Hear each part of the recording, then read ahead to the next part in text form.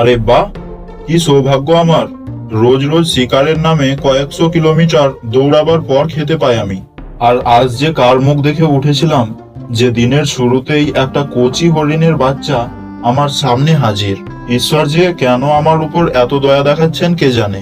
তবে আর যাই হোক, এই হরিণের বাচ্চার মাংসটা অনেক মিষ্টি হবে। না।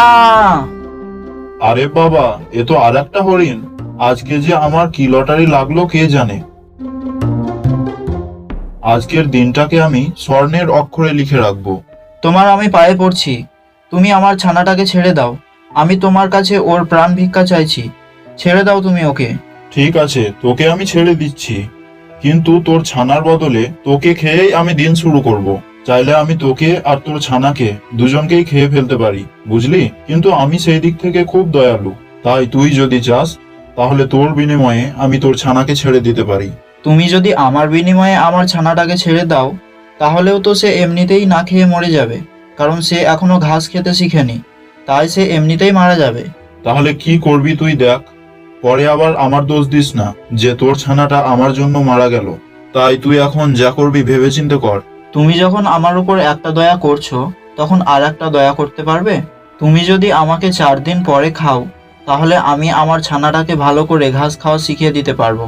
তখন না হয় তুমি আমাকে খেয়ে নিও। 4-5 দিন না খেয়ে থাকলে আমি এমনিতেই মারা যাব, বুঝলি? এত দয়া করতে পারবো না আমি। বলো তাহলে কি চাও তুমি? এই না হলো কথা, এবার ব্যাটার কাছে আমি এমন জিনিস চাইবো যেন সে কোনোদিন দিতে না পারে। শোন হরিণ, বলো। দেখ ভাই, সারা জীবন পশুর মাংস খেয়ে খেয়ে আমার মন ভরে গেছে, তাই এবার আমার পাখির মাংস খাবার মন হয়েছে। তুই যদি আমাকে পাখির মাংস এনে দিতে পারিস, তাহলে আমি তোদের দুজনকে ছেড়ে দেব।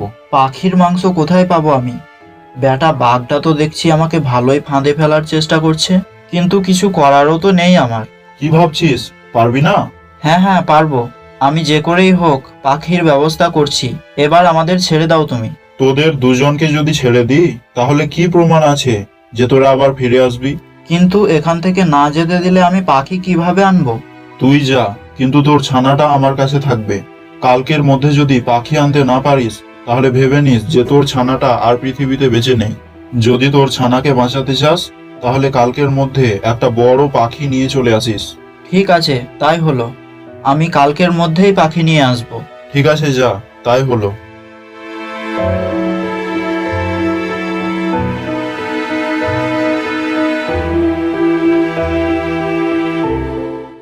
দিন শেষে রাত হয়ে এলো।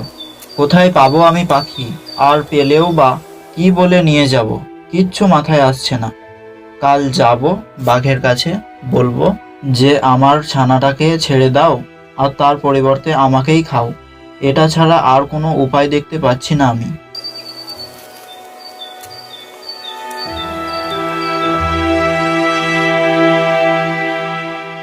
কি আর বলবো দুঃখের কথা, এই দিন যাতে শত্রুর কপালেও না থাকে। কেন? দিন তো ঠিকই আছে, কি হয়েছে তোমার? শোনো তাহলে।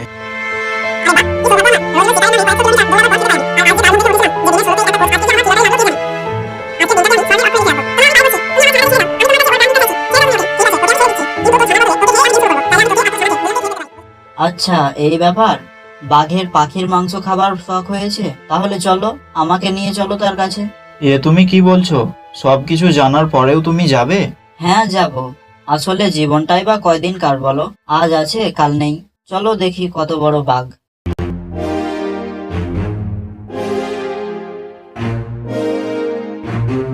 আরে বাহ, তুই তো সত্যি সত্যি পাখি আনতে পেরেছিস। আমি তো ভেবেছিলাম। যে পাখি আনতে পারবে না, তাই তো? কিন্তু হরিণ তার কথা মতো পাখি এনেছে তোমার কাছে। এবার তুমিও তোমার কথা মতো সেই বাচ্চা হরিণটাকে ছেড়ে দাও। ঠিক আছে, আমিও আমার কথা মতো বাচ্চাটাকে ছেড়ে দিচ্ছি। এই হরিণ, যা তোরা। তোকে দেখে আমার আশ্চর্য হচ্ছে, একটা হরিণের জন্য মরতে এলি? আরে ধুর, মরতে না, দেখতে এলাম যে পশুর মাংসতে কি এমন হলো যে বাঘ পাখির মাংস খেতে চাইছে হঠাৎ। কি এমন হবে? আমি জীবনে কোনোদিন পাখির মাংস খাইনি, তাই হঠাৎ করে শখ উঠলো আজ। সে যাই হোক, আচ্ছা একটা কথা জানতে পারি, তুমি কি সেই হরিণটাকে আবার ধরতে পারবে? কোন দিকে গিয়েছে সেটা যদি জানতাম তাহলে হয়তো ধরতে পারতাম, এখন আর পারবো না। সত্যি পারবে না তো? বলছি তো, যদি জানতাম কোন দিকে গেছে তাহলে পারতাম। আচ্ছা, তোমার কি মনে হয় তুমি কি আমাকে ধরতে পারবে? তোকে ধরতে আবার কি? বেটা বাঘ, আয় তাহলে ধরে দেখা। এই রে, পাখিটা আমাকে তাহলে বোকা বানিয়ে চলে গেল।